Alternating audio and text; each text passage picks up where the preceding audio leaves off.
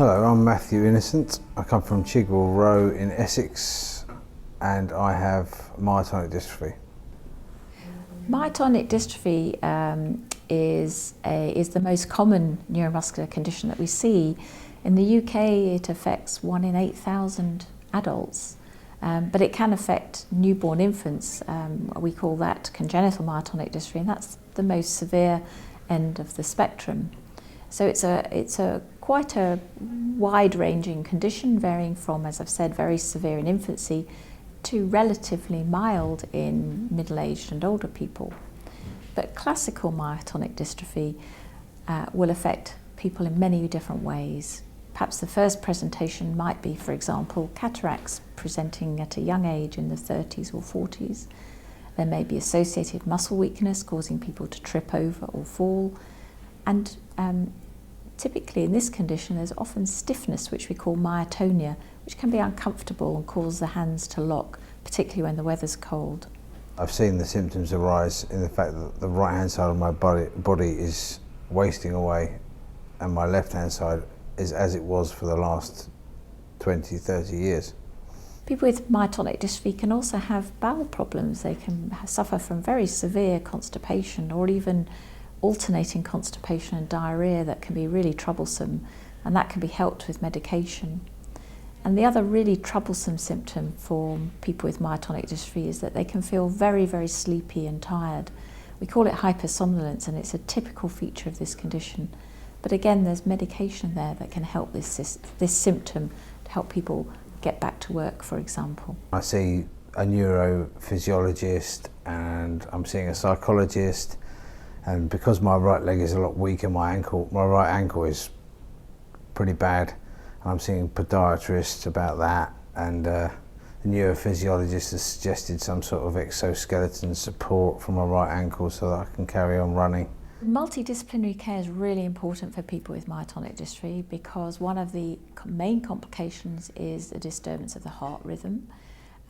This could be very serious if it's not picked up, but it's easily treatable. I was having an ECG and an echocardiogram and 24-hour heart tape every year, but they've now asked that to be every 6 months.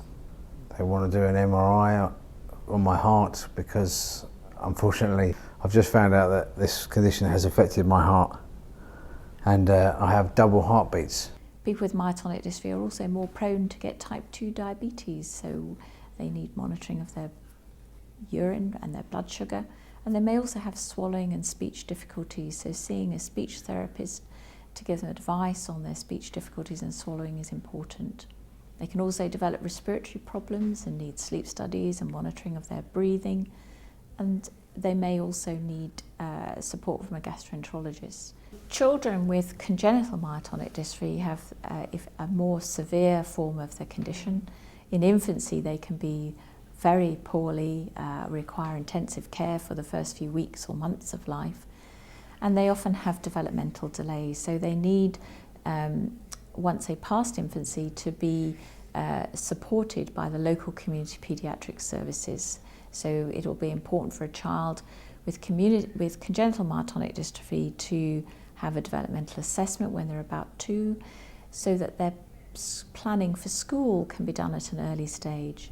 They need to see a physiotherapist regularly because children, as they grow with muscle weakness, develop joint contractures, for example, and so physiotherapy can help reduce or prevent those problems.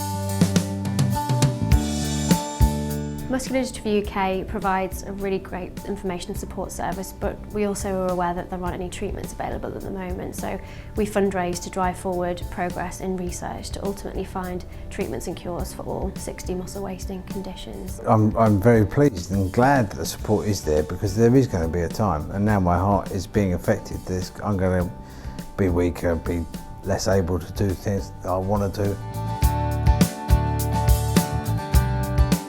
We know that it can be difficult for people with rare muscle wasting conditions across the UK to secure the equipment and the financial support that they're entitled to. And so we feel that the advocacy service here helps people to understand how to actually fill out forms, to help them be put in a better position so that they can eventually secure that information.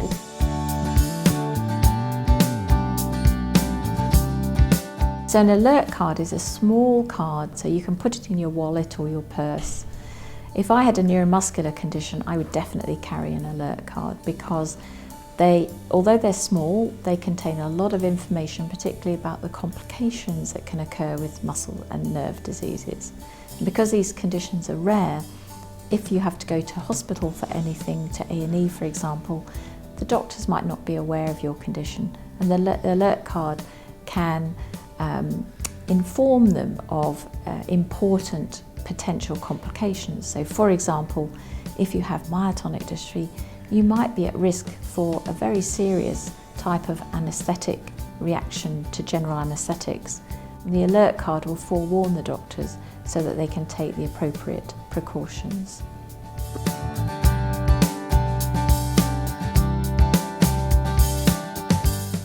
Any research that can be done on individual conditions like this, it's 1 in 10,000 people. So anything that can be done to help any of those people with whatever type of muscular dystrophy they have can only be a good thing.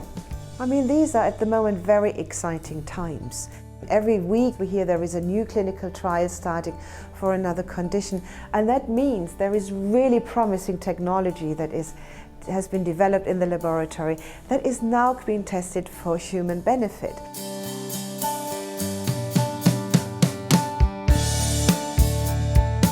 After the initial acceptance of the condition that I had, I decided that I wasn't going to let it affect my life, and I decided that I was going to do what I could do while I could do, and I would suggest that to anybody who was diagnosed. Don't go into a state of denial or self-pity or feeling worthless, or just try and carry on with your life as best you can. Do what you can while you can, because that's important.